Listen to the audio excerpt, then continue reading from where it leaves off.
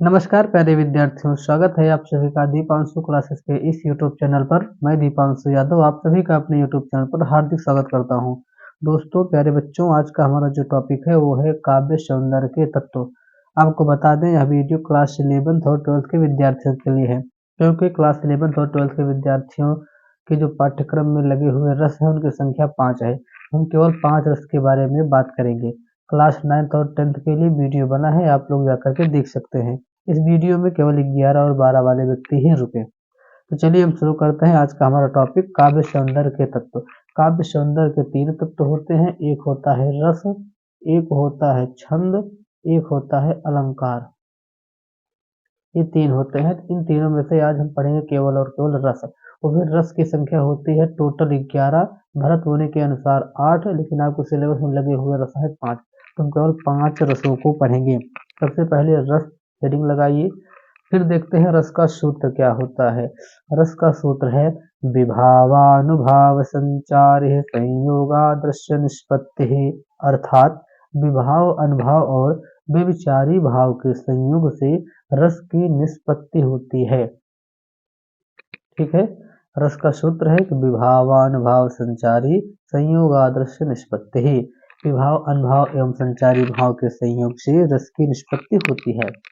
रस के बारे में कहा गया है कि वाक्यम रसात्मकम काव्यम, यानी कि रसात्मक वाक्य ही काव्य हैं। जो वाक्य रस से परिपूर्ण होते हैं वो वाक्य काव्य होते हैं, यानी कि रसात्मक वाक्य काव्य हैं। वाक्यम रसात्मकम काव्यम। तो आपके सिलेबस में लगे हुए जो 5 रस हैं उनके बारे में एक एक करके अध्ययन करना प्रारंभ करते हैं। पहला आपके सिलेबस में लगा हुआ रस है संयोग रस। हेडिंग लगाइए, संयोग रस। संयोग रस की सबसे पहले हम देखते हैं परिभाषा। ये इसकी परिभाषा है। परिभाषा, परिभाषा में लिखेंगे कि नायक और नायिका के मन हृदय, यानी मन या फिर हृदय में संस्कार रूप से स्थित रति या प्रेम जब रस की अवस्था को पहुंचकर आस्वादन के योग्य हो जाता है तो वह श्रृंगार रस कहलाता है। देखिए, ये जो परिभाषा है ये क्लिष्ट परिभाषा है। ये कवि के द्वारा दी गई है, रस आचार्य के द्वारा दी गई है। हम आपको अपने हिसाब से सरल परिभाषा बताते हैं जो आपको याद रहे। केवल इतना याद करिए कि जब नायक और नायिका का मिलन होता है तो उनके मन में रति नामक अस्थायी भाव जागृत होता है, तब हमारा श्रृंगार रस की उत्पत्ति होती है। श्रृंगार रस के 2 भाग हैं, एक संयोग है, एक वियोग है। जब मिलन होता है तो संयोग होता है, जब विरह होता है, जब विछुड़न होता है तो वियोग श्रृंगार रस की उत्पत्ति होती है। इतना याद कीजिए बस। परिभाषा क्या बनी कि नायक और नायिका के जब मिलन का वर्णन हो तो वहां पे हमारा श्रृंगार रस होता है, इसका स्थायी भाव रति होता है। दोनों में से आप कोई भी परिभाषा लिख सकते हैं। इसके 2 भेद हैं। पहला हमारा संयोग। देखिए यहाँ पर स्पष्ट रूप से लिखा गया है कि संयोग या फिर इसी को संभोग श्रृंगार के नाम से भी जाना जाता है। मेनली आपको संयोग श्रृंगार के नाम से लिखित मिल जाएगा। संयोग काल में नायक और नायिका की पारंपरिक रति का संयोग श्रृंगार कहा जाता है। इसमें संयोग का अर्थ है सुख की प्राप्ति करना, यानी कि जब नायक और नायिका के मिलन का वर्णन होता है तो रति नामक अस्थायी भाव जागृत होता है और संयोग श्रृंगार रस की निष्पत्ति होती है। आप ये परिभाषा लिखिएगा बस कि जब नायक नायिका का मिलन होता है तब संयोग श्रृंगार रस होता है। एक लाइन में काम खत्म। अब हम इसके उदाहरण के ऊपर चर्चा करते हैं। तो हम आपको दिखाते हैं कि संयोग श्रृंगार रस का उदाहरण क्या होता है। आपके सामने लिखा गया है कि दुल्हा श्री रघुनाथ बने, दुल्ही सिय सुंदर मंदिर माही, गावती गीत सब मिले सुंदर, वेद जुबा जोरे विप्र पढ़ाई। राम को रूप निहारत जानकी, कंकन के नग की परछाही, अयात सब सुधि भूली गई, कर टेकी रही पलटारत नाही। यह तुलसीदास जी के द्वारा लिखा गया छंद है कि दुल्हा श्री रघुनाथ बने, दुल्ही श्री सुंदर मंदिर माही, गावत गीत सब मिल सुंदर, वेद जुबाजुर विप्र पढ़ाही। राम को रूप निहारत जानकी, कंकन के नग की परछाही, और यात सब सुधि भूली गई, कर टेक रही पलटारत नहीं। मैं आपको गा करके इसलिए सुना रहा हूँ ताकि आपको जल्दी से जल्दी ये उदाहरण याद हो जाए। आप भी 2-3 बार गाइए, आपको उदाहरण याद हो जाएगा। अगर आपको बुरा लगे तो भैया क्षमा चाहते हैं, लेकिन हम गा के पढ़ाएंगे आपको और आप भी गाइएगा। मैं लिख के देता हूँ, आपको उदाहरण बहुत जल्दी याद होगी। हम इसके स्पष्टीकरण पे चर्चा करते हैं। वैसे आपके पेपर में स्पष्टीकरण पूछा नहीं जाता है, फिर भी आपके लिए स्पष्टीकरण जरूरी है, आप जाने रहिए। स्पष्टीकरण देख लेते हैं क्या इसका स्पष्टीकरण होगा। इसका जो स्थायी भाव है वो रति है। विभाव दो प्रकार का होता है, एक आलंबन और एक आश्रय। आलंबन वह होता है कि जिसके कारण रति नामक अस्थायी भाव जागृत होते हैं। यहाँ पर राम के कारण जागृत हो रहा है, और जिसके अंदर जागृत हो वह आश्रय होता है। तो आलंबन यहाँ पर राम है, क्योंकि राम के कारण रति नामक अस्थायी भाव किसके अंदर जागृत हो रहा है, तो सीता जी के अंदर, वो हमारे आश्रय हैं। उद्दीपन का मतलब होता है जो स्थायी भाव को जागृत करे, उद्दीप करे, बढ़ाए। तो वहां पर जो नग में पड़ने वाला राम का प्रतिबिंब है, उसे देख करके सीता जी के अंदर रति नामक अस्थायी भाव तेजी से जागृत हो रहा है। इसलिए जो उद्दीपन हुआ वो नग में पड़ने वाला राम का प्रतिबिंब है। अनुभाव हुआ उस प्रतिबिंब को देखना या फिर हाथ टेकना। संचारी भाव जो क्षण भर के लिए आते हैं, क्षणिक होते हैं, जैसे हर्ष एवं जड़ता। संचारी भाव को ही हम व्यभिचारी भाव भी कहते हैं। इस प्रकार से आपने इसका उदाहरण देख लिया। इसका एक और उदाहरण भी है जो बहुत प्रसिद्ध है। बतरस लालच लाल की मुरली धरी लुकाए, सौह करे भौ हनि हंसे, दैन कहे नट जाए। ये सभी संयोग श्रृंगार रस के बहुत ही प्रसिद्ध उदाहरण है, बहुत अच्छे हैं, जो भगवान श्री कृष्ण और नायिकाओं के बीच का एक दोहा था। अगला हम देखते हैं वियोग रस। भैया देखिए यहाँ से बिछुड़ना और छूना चालू हो जा रहा है। संयोग या इसी का दूसरा नाम है विप्रलम्भ श्रृंगार। ध्यान दीजिएगा, आपको दोनों नाम याद होने चाहिए। कभी कभी विप्रलम्भ श्रृंगार के नाम से आ जाए, फिर आप सोचिए ये कहाँ से आ गया, मैं तो इसको पढ़ा ही नहीं था, इसलिए आप ध्यान में रखिएगा बात। दूसरा हमारा है वियोग श्रृंगार रस या फिर विप्रलम्भ श्रृंगार रस।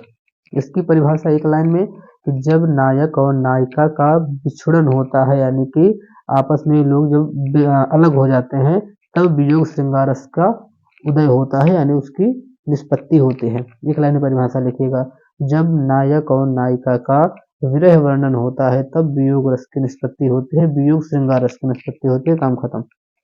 इसका आपके सामने बहुत ही प्रसिद्ध उदाहरण है। एक क्लास 12th के जो सामान्य और साहित्यिक वर्ग के विद्यार्थी हैं, उनमें चैप्टर लगा हुआ है प्रिय प्रवास, पवन दूतिका। प्रिय प्रवास से ही है पवन दूतिका, जो कि हरियोध जी के द्वारा लिखा गया है। उसकी बहुत ही प्यारी और बहुत खूबसूरत लाइन है, यहाँ पे लिखा गया है कि मेरे प्यारे नव जलद से कंज से नेत्र वाले, जाके आए न मधुवन से और न भेजा संदेशा। मैं रो रो के प्रिय विरह से बावली हो रही हूँ, जाके मेरी सब दुख कथा शाम को तू सुना दे। ये हरियोध जी की रचना प्रिय प्रवास महाकाव्य से लिया गया है। यहाँ पर इसका स्पष्टीकरण भी दिया गया है कि इस छंद में विरहिणी राधा की विरह दशा का वर्णन है। इसमें कौन सा छंद है, तो विरहिणी छंद है। यहाँ पर लिखा गया इस छंद में, सॉरी गलत है, यहाँ पर विरहिणी नहीं, पर मंदाक्रांता छंद है, क्षमा चाहते हैं। इसमें मंदाक्रांता छंद है। यहाँ पर कहा गया विरहिणी होता है जिसके अंदर विरह है। स्पष्टीकरण दे रहा है यहाँ पर कवि या लेखक जो भी है कि इस छंद में, यहाँ पर कौन सा छंद है, तो मंदाक्रांता छंद है। इस छंद में राधा जी का जो विरह दशा का उसका वर्णन किया जा रहा है। यहाँ पे रति नामक अस्थायी भाव राधा जी के अंदर जागृत है। राधा आश्रय और श्री कृष्ण विषय है। यहाँ पर दिया गया राधा जो है, आश्रय कौन है, राधा, और श्री कृष्ण विषय है। प्रिय का वियोग और उसके सौंदर्य का स्मरण, उद्दीपन, विभाव और स्मृति, रुदन, चपलता, आवेग, उन्माद, ये सब यहाँ पे संचारी भाव कृष्ण को संचारी भाव से पुष्ट कृष्ण से मिलन के या भाव में यहाँ वियोग श्रृंगार रस हो रहा है। तो आपको उदाहरण स्पष्ट हुआ और आपको स्पष्टीकरण भी स्पष्ट हुआ ना। कि आपको एक शॉर्ट में बताते हैं कि इसका क्या अर्थ हुआ। इसका अर्थ यह हुआ कि जो पवन है, जब राधा जी भेजती हैं उसको कृष्ण के पास, तो बताते हैं कि मेरे प्यारे नव जल से कनि से नेत्र वाले, मतलब आप जाना श्री कृष्ण के पास और मेरा संदेशा पहुंचा देना। यही सब उनके बारे में बता रहे, तो बता देना कि मैं यानी कि राधा उनके विरह से दुख के कारण रो रो कर बावली यानी पागल सी हो रही है। इस सबको आप जा करके बता देना, किससे, भगवान कृष्ण से। यहाँ पर मंदाक्रांता छंद है और यहाँ पर मानवीकरण अलंकार का उपयोग किया गया है। हवा को एक आधार बना करके उनके पास संदेश के रूप में भेजा गया है, और ये वास्तविक नहीं है क्योंकि हवा कोई संदेश दे नहीं सकती। परंतु लेखक के अंदर जितने भी रस हैं उनको भी लेकर के चलना होता है, छंदों को लेकर चलना होता है। यहाँ पर मानवीकरण अलंकार का बहुत ही स्पष्ट उदाहरण है। कभी आपके सामने मिल जाए तो आप ये उदाहरण जरूर लिखिएगा। और मन्ना क्रांता छंद उसमें तो भर के पड़ा है। चलिए हम अगला उदाहरण देख लेते हैं। तो वियोग श्रृंगार रस का ही अगला उदाहरण है। सूरदास जी के द्वारा ये लिखा गया है। यहाँ पर स्पष्ट कर दें आपको, सूरदास, यहाँ पर लिखना हम भूल गए थे। इन्होंने लिखा कि निश दिन बरसत नयन हमारे, सदा रहति बरसार तो हम पर, जब ते श्याम सिधारे। सूरदास जी लिखते हैं कि राधा है जो गोपियां हो कह रहे हैं कि निस दिन बरसत नयन हमारे, प्रतिदिन हमारे नयनों से आंसू बह रहे हैं। सदा रहति वर्षा ऋतु हम पर, यानी कि जो वर्षा ऋतु है, बरसात की जो मौसम है वो हमारे ऊपर सदा यानी हमेशा रहते हैं। कब से? तो जब से श्याम सिधारे, यानी जब से भगवान श्री कृष्ण हमको छोड़ करके चले गए तब से हमारे ऊपर वर्षा ऋतु हरदम बनी रहती है। तो यहाँ पर भी आपका वियोग श्रृंगार रस हुआ, यानी कि विप्रलम्ब श्रृंगार रस हुआ। तीसरा और बहुत गजब का उदाहरण है, उसको हम आपको बताएंगे कब, जब आप इसका स्पष्टीकरण देख लेंगे तब। इसका स्पष्टीकरण सबसे पहले स्थायी भाव रति है। आश्रय यहाँ पर गोपियां हैं, विषय इसके श्री कृष्ण जी हैं। उद्दीपन कौन है? तो यहाँ पर सौंदर्य का स्मरण है। अनुभाव क्या है? तो गोपियों के मार्मिक कष्टों का वर्णन है। संचारी भाव स्मृति है, दुख है, रुदन, चपलता, आवेग आदि पुष्ट से श्री कृष्ण के मिलन के अभाव में यहाँ वियोग श्रृंगार रस परिपाक हुआ। अगला उदाहरण बहुत ही मस्त है और बहुत जबरदस्त है, आपको बताते हैं। वो भी वियोग श्रृंगार रस का उदाहरण है कि हे खग मृग हे मधुकर श्रेणी, तुम देखी सीता मृग नयनी। यहाँ पे मर्यादा पुरुषोत्तम राम और सीता जी के वियोग का वर्णन है। जब माता सीता जी का हरण होता है तब राम वन में भटकते हैं और सबसे पूछते हैं कि हे खग हे मृग। हे खग यानी पक्षी, मृग मतलब कि यहाँ पर हिरण वगैरह थे आप, और मधुकर श्रेणियां, आप लोगों ने क्या मेरी सीता जी को देखा? ये कब होता है? जब आप किसी से अथाह प्यार करते हैं और आपसे वो बिछुड़ जाए, तब इस प्रकार से आपको पता है। और क्या कोई खग यानी पक्षी बोल के थोड़ी ना बताएगा, और वहां पर कोई मृग थोड़ी ना आपको बोल के बताएगा। मतलब जैसे आप किसी से प्रेम करें तो अंध, एक प्रकार अंधे हो सकते हैं आप प्रेम में, तो आप ऐसे पूछते लगते हैं, बावले टाइप के हो जाते हैं। तो यहाँ पे स्पष्ट किया गया है, रामचरितमानस की पंक्तियां हैं। तो आपको तीन उदाहरण बता दिए, आप तीन में कोई भी लिख सकते हैं। अब चलते हैं दूसरा। अभी तक तो भैया देखिए थोड़ा मिलन जुलन का वर्णन था, अब चलिए थोड़ा हंस सुन लेते हैं। अगला हमारा रस है हास्य रस। हास्य रस भैया देखिए मजा आता है बहुत। चलिए शुरू करते हैं। हास्य रस की सबसे पहले परिभाषा देख लेते हैं।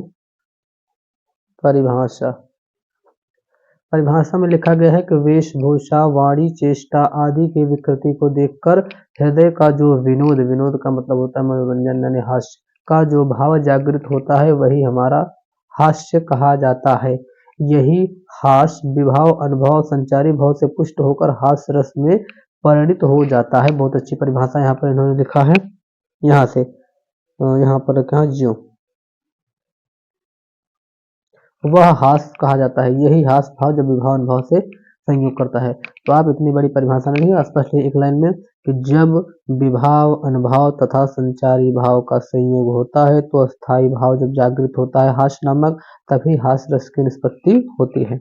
एक लाइन में कि जब हास्य नामक अस्थाई भाव विभाव अनुभव संचारी भाव से संयोग करता है तब हास्य रस की निष्पत्ति होती है।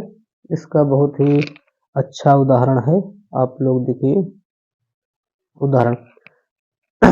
इसको भी थोड़ा गाकर बताते हैं कि बिंध्य के बासी उदासी तपोव्रत धारी, महाबिनु नारी दुखारे, गौतम तीय तरि तुलसी, सुकथा सुनि भे मुनि वृंद सुखारे, हुई है शिला सब चंद्रमुखी पर, से पद मंजुल कंज तिहारे, किन्हीं भले रघुनायक जो करुणा करी, कानन को पग धारे। हमने आपको गा के बता दिया परंतु आपको समझ नहीं आया होगा यहाँ पे हास्य रस कैसे है। हम आपको इसका अर्थ बताएंगे तब आपको समझ में आएगा हास्य रस होगा कैसे। विंध्य के वासी, जो विंध्याचल पर्वत पर रहने वाले, वास करने वाले लोग हैं, जो तप और व्रतधारी हैं, वहां पे जो तप करने वाले और व्रतधारी हैं, वो महाबिनु नारी दुखारे, यानी वो नारी के लिए दुखी हो रहे हैं कि उनकी भी शादी वगैरह हो जाए। और वो कथा भी सुन रखे हैं। आपको कथा याद होगी कि गौतम बुद्ध सॉरी गौतम ऋषि और अहिल्या की जो कहानी है कि मर्यादा पुरुषोत्तम राम ने अहिल्या को जब पत्थर बन गई थी तो अपने चरण से स्पर्श किया था तो वो सुंदर नारी बन गई। उसी से ये लोग सोच रहे हैं कि भैया राम जी जब विंध्याचल पर्वत पे आएंगे तो जहाँ जहाँ अपने चरणों को रखेंगे वो सारे पत्थर की जो शिलाएं हैं वो सब सुंदर सुंदर नारियां हो जाएंगी और हम लोग एक एक नारियों के साथ अपना विवाह रचाएंगे। तो इस प्रकार से वो मजे ले रहे हैं, हर्षित हो रहे हैं। तो यहाँ पर इसी प्रकार से अपना हास्य रस हुआ है। तो आपको भाव समझ में आया होगा। अब इसका स्पष्टीकरण देख लेते हैं। तो यहाँ पर इसका स्पष्टीकरण दिया गया है कि इस छंद में जो अस्थाई भाव है वो हास है। रामचंद्र जी आलम्बन है। गौतम की स्त्री का उनका नाम था अहिल्या का उद्धार करने के लिए ये हमारा उद्दीपन है। मुनियों की कथा आदि जो सुनना वो सब अनुभाव था और हर्ष उत्सुकता चंचलता ये सब इसके संचारी भाव थे। और हास्य रस का एक अच्छा उदाहरण है कि मातहि पितहि उरिन भयनी के गुरु ऋण रहा सोच बड़ जी के। मातहि पितहि उरिन भयनी के गुरु ऋण रहा सोच बड़ जी के। यह जो आपको उदाहरण है ये रामचरितमानस गोस्वामी तुलसीदास जी के द्वारा जो रचा है वहां से लिखा गया है, लिया गया है। परशुराम लक्ष्मण संवाद में लक्ष्मण जी का यह हास्यमय उक्ति है। हास इसका स्थायी भाव है। परशुराम आलम्बन है और उनकी जो परशुराम झुंझुलाहट है वो उद्दीपन है। हर्ष चपलता उत्सुकता आदि संचारी भाव से पुष्ट हास्थाई यहाँ पे जो पुष्ट हुआ वो अस्थायी भाव है।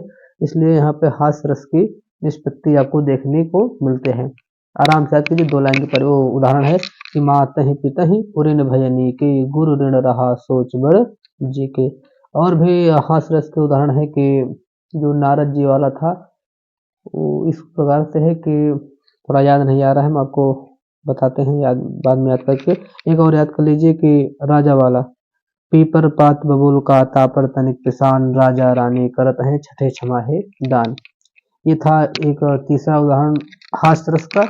और जो हमारा था नारद जी वाला वो इस प्रकार से है कि जेह दिस बैठे नारद फूली सो दिस तेह न बिलो की भोली पुन पुन मुन उमगह कुलाही देख दशा हरगन मुस्काही।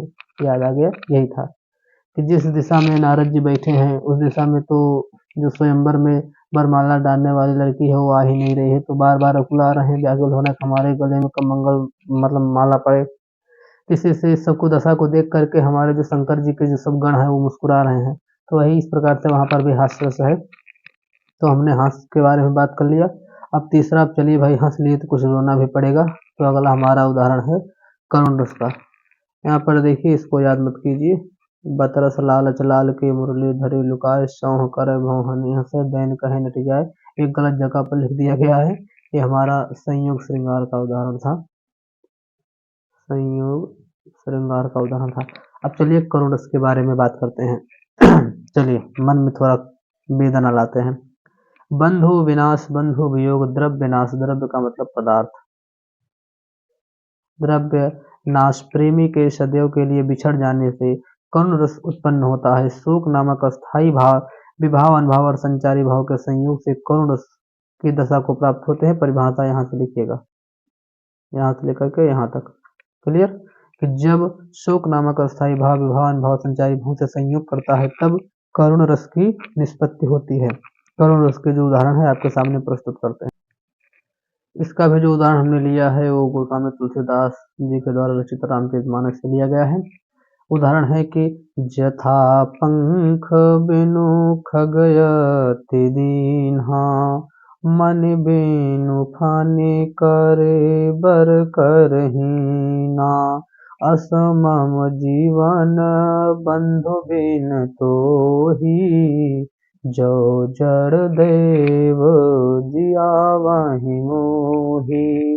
यहाँ पे मर्यादा पुरुषोत्तम राम जी कह रहे हैं कि कब का वर्णन है, जब लक्ष्मण जी को शक्तिमान लगा है। तो कह रहे हैं कि जथा पंख भेनु खग अति दीन्हा। जिस प्रकार से जो पक्षी है वो पंख के बिना जिस प्रकार से हो जाता है, करिबर यानी जो हाथी है वो बिना सूंड के जिस प्रकार से हो जाता है, उसी प्रकार से मैं अपने प्रिय भाई के बिना उसी अवस्था को हो जाऊंगा। इस प्रकार से यहाँ पर आपका कौन रस है, आप अच्छा उदाहरण याद कर लीजिए। दूसरा उदाहरण इसका है, चलिए इसका पहले आपको स्पष्टीकरण बताते हैं फिर आपको दूसरा उदाहरण देंगे। तो आप याद कर लीजिए कि जथा पंख बिनु खगयति दीन्हा मन बिनु फन करि बर करहीना। असमम जीवन बंधु बिन तो ही, जो जड़ दैव जिया वही मोहि। यहाँ पर लक्ष्मण जी की मूर्छा पर राम विलाप प्रस्तुत किया है। शोक अस्थाई भाव है, यहाँ पर शोक अस्थाई भाव है। लक्ष्मण जी आलंबन है, राम आश्रय है, राम के उद्गार अनुभव है, हनुमान जी का विलंब है, दैन्य चिंता व्याकुलता स्मृति आदि संचारी भाव से पुष्ट यहाँ पर शोक नामक अस्थाई भाव करुण दशा को प्राप्त हुआ, यानी करुण रस की यहाँ पे निष्पत्ति हुई है। तो आपको समझ में आया। इसका जो हमारा दूसरा उदाहरण है आपके सामने है कि हाय राम कैसे झेले हम अपनी लज्जा अपना शोक, गया हमारे ही हाथों से अपना राष्ट्रपिता पर लोक। ये दूसरा आपका करुण रस का उदाहरण है, तो इसे ज़्यादा इम्पोर्टेंट नहीं है, लेकिन जो मैं आपको बताने चाह रहा हूँ वो बहुत इम्पोर्टेंट है। वो हमारा है कि जब श्रवण कुमार की माता वियोग करते हैं उनके पुत्र की मृत्यु पर कि मणि खोए भुजंग से जननी फनसा पटक रही थी शीस, अंधी आज बनाकर मुझको किया न्याय तुमने जगदीश। वो भगवान से प्रार्थना करे कि हे प्रभु आपने मुझे अंधी बनाकर बहुत अच्छा किया। क्यों वो इस प्रकार से करे? क्योंकि वो कह रही है कि जिस प्रकार से बिना मणि के सर्प हो जाता है उसी प्रकार से हम भी पुत्र वियोग में तड़प रहे हैं। तो इस प्रकार से वहाँ पर भी करुण रस है। आप जो आपको इच्छा तो याद कर लीजिए। यथा पंख बिनु खग अति दीन्हा, मन बिनु फन करे बर करहीना, यशवंत जीवन बंधु बिनु तोहि, जो जड़ देव जिया वै मोहि। इसको याद कीजिए। या फिर जो हमने भी आपको सुनाया कि मणि खोई भुजंग से जननी फनसा पटक रही थी शीश, अंधे आज बनाकर मुझको किया न्याय तुमने जगदीश। इसको याद कीजिए। चलिए भैया, हम लोग ने संयोग भी पढ़ा, वियोग भी पढ़ा, हंसे भी, रोए भी। अब बात आती है जोश की, यानी वीर की। क्योंकि धीरे धीरे हर रस को अपने अंदर उत्सुकता में लाओ। अब थोड़ा टाइट आउट हो जाइए, बाहें वहीं भैया बटोर लीजिए, काल में वो खड़ा कर लीजिए। अब हम वीर रस के बारे में पढ़ेंगे। चौथा रस हमारा है वीर रस। वीर रस का सबसे पहले तो अस्थाई भाव ही होता है उत्साह। जहाँ पर उत्साह की बात आए वहां पर वीर रस है। युद्ध अथवा किसी कठिन कार्य को करने के लिए हृदय में जो उत्साह जागृत होता है उसे हम वीर रस कहते हैं, और वहां पर वीर रस की निष्पत्ति होती है। उत्साह नामक अस्थाई भाव विभाव अनुभव संचारी भाव के संयोग से वीर रस की दशा को प्राप्त होता है। इसका बहुत ही अच्छा उदाहरण है ये। यहाँ पर कहा गया मैथिली गुप्त जी की रचना जो साकेत है वहां से लिया गया है। लक्ष्मण जी कह रहे हैं भगवान राम से कि आए होंगे यदि भरत कुमति वश वन में, तो मैंने यह संकल्प किया है मन में, उनको इस सर का लक्ष्य चुनूंगा क्षण में, प्रतिषेध आपका भी न सुनूंगा रण में। राम से कह रहे हैं कि आए होंगे यदि भरत कुमति वश वन में, यानी कि जो भरत जी हैं वो अगर कुमत के वश में इस वन में आ रहे होंगे तो मैंने भी अपने मन में हृदय में संकल्प किया है कि उनको इस सर का मतलब होता है धनुष यानी बाण, उसका लक्ष्य चुनूंगा, यानी कि उनका मैं मर्दन करूंगा, उनको मारूंगा। और प्रतिषेध आपका, यानी आपका मैं, प्रतिषेध का मतलब होता है बदला, यानी प्रतिशोध। मैं आपका प्रतिशोध लूंगा कि आपको जो वन में आना पड़ा, जो कि आप राजा बनने वाले, तो मैं इसका प्रतिषेध आपसे लूंगा। ये मैथिली गुप्त जी की रचना साकेत से है।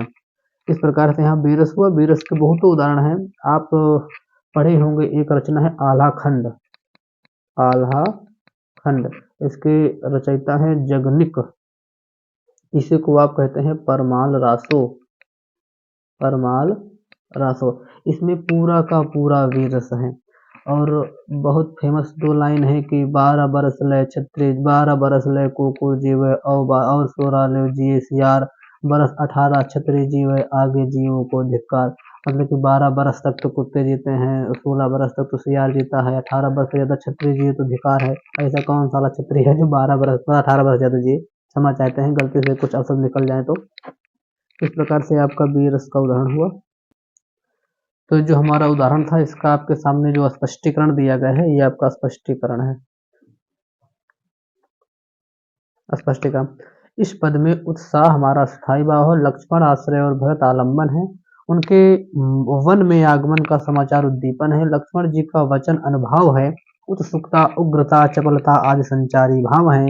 इस प्रकार से जब इतने सारे चीज पुष्ट हुए तो उत्साह नामक अस्थायी भाव हुआ और यहाँ पर वीर रस की निष्पत्ति हुई। दूसरा उदाहरण आपके सामने है कि बुंदेले हर बोलो के मुख हमने सुनी कहानी थी, खूब लड़ी मर्दानी वा तो झांसी वाली रानी थी। ये हुआ। और बहुत सारे उदाहरण हैं आपके सिलेबस में। कक्षा 10 में आप पढ़े होंगे, माखनलाल चतुर्वेदी की रचना है पुष्प की अभिलाषा, वहाँ पर भी है। कक्षा 10 में ही एक चैप्टर है राम नरेश त्रिपाठी जी का, उसमें भी आपका भरपूर वीर रस है। कक्षा 11 में आप पढ़ेंगे शिवा शौर्य, साज चतुरंग शयन अंग में उमंग धरि सर जा शिवाजी जंग जीता न चलत हैं। ऐल फैल खैल बैल खनक में गैल गैल गजन पिठैल पैल सैल उलसत हैं। और तारा सो तारा ने धोरी धारा में लगत बेनि थारा पर वारा वारा वारा यूं हलत हैं। ये सब आपके वीर रस के उदाहरण। तो अगले रस के बारे में हम बात करते हैं। पांचवा हमारा है और आखिरी रस ये हमारे सिलेबस का है, शांत रस। शांत रस की बात करते हैं तो इसका स्थायी भाव ही निर्वेद होता है, जहाँ पर एकदम उदासीनता आ जाए, यानी मोह माया से जब विरक्ति का वर्णन आता है तब वहां पे शांत रस मिल जाता है। शांत रस के उदाहरण में आप कबीर के, रहीम के जितने भी दोहे हैं वो सब शांत रस के अंतर्गत आते हैं। इसकी परिभाषा देखते हैं सबसे पहले हम। परिभाषा, तत्व ज्ञान और प्राप्ति अथवा तत्व ज्ञान की प्राप्ति अथवा संसार से वैराग्य होने पर शांत रस की उत्पत्ति होती है। उत्पत्ति की जगह आपको निष्पत्ति लिखना होगा, वो ज्यादा अच्छा रहता है। जहाँ ना दुख है, ना सुख है, ना द्वेष है, ना राग है और ना कोई इच्छा है, ऐसी मनोस्थिति में उत्पन्न रस को मुनियों ने शांत रस की संज्ञा दी है या शांत रस कहा है। इस प्रकार निर्वेद नामक अस्थायी भाव, यहाँ से इसकी परिभाषा स्टार्ट है कि इस प्रकार निर्वेद नामक अस्थायी भाव विभावन भाव संचारी भाव के संयोग से शांत रस का रूप ग्रहण करता है, यानी शांत रस की निष्पत्ति होती है। इसका उदाहरण हमारे सामने है, देखिए। कबहू को यो यही रहनी रहोगो, श्री रघुनाथ कृपाल कृपा ते संत सुभाग गहोगो। जथा लाभ संतोष सदा, काहू तो कुछ न चाहोगो। परहित निरत निरंतर, मन क्रम वचन नेम निबहोगो। तुलसीदास जी के द्वारा लिया गया है। मान लीजिए इतना कठिन उदाहरण ना याद करना हो तो आप कबीरदास का कोई उदाहरण याद कीजिए कि कबीरा खड़ा बाजार में, मांगे सबकी खैर। ना काहू से दोस्ती, ना काहू से बैर। सतगुरु हम सूरी जिकर, कहिया एक प्रसंग। बरसा बादल प्रेम का, भीज गया सब अंग। जितने दोहे हैं सब शांत रस हैं। जितने भी निर्गुण भजन हैं, जैसे एक निर्गुण भजन गाया जा रहा था कि यह संसार कागज की पुड़िया, हाथ लगे जरी जाना है। रमी चलो देशवा वीराना है, रमी चलो देशवा वीराना है। जब वैराग्य की बात आए तो वहां पर हमारा शांत रस होता है। आप भजन सुनिए निर्गुण भजन, वहां पे आपको अच्छे अच्छे उदाहरण मिल जाएंगे शांत रस के। तो इस प्रकार से आज का हमारा वीडियो समापन है। अगर आप इसका स्पष्टीकरण चाहते हैं तो 1 मिनट रुकिए, मैं आपको दिखा दे रहा हूँ इसका स्पष्टीकरण भी। ये रहा स्पष्टीकरण। स्पष्टीकरण देखिए कि इस पद में तुलसीदास जी ने श्री रघुनाथ जी के संत स्वभाव ग्रहण करने की कामना की है। संसार में पूर्ण विरक्ति और निर्वेद स्थायी भाव है। राम की भक्ति आलम्बन है। साधु संपर्क श्री रघुनाथ जी की जो कृपा है वो उद्दीपन है। धैर्य संतोष तथा अचिंता अनुभव है और निर्वेद हर्ष स्मृति आदि संचारी भाव है। इस प्रकार से यहाँ पे शांत रस पूर्ण रूप से परिपाक है। इस प्रकार से आज हमने कौन कौन से रस पढ़े, तो हमने श्रृंगार रस को पढ़ लिया, श्रृंगार रस के दोनों भेद को पढ़ा। एक हमारा संयोग, एक हमारा वियोग पहले नंबर पे। दूसरे पर हमने हास्य रस को पढ़ा। तीसरे पर हमने करुण रस को पढ़ा। चौथे पर हमने पढ़ा किस रस को, वीर रस को। और पांचवें में हमने पढ़ा शांत रस को। यही हमारे सिलेबस में लगे हुए हैं, हमने इनको पूरा पढ़ लिया। तो चलिए हम आपसे मुलाकात करते हैं किसी और वीडियो में। तब तक के लिए बहुत बहुत धन्यवाद। वीडियो को आप लोग लाइक कीजिए, चैनल को भी सब्सक्राइब कीजिए। जय हिंद।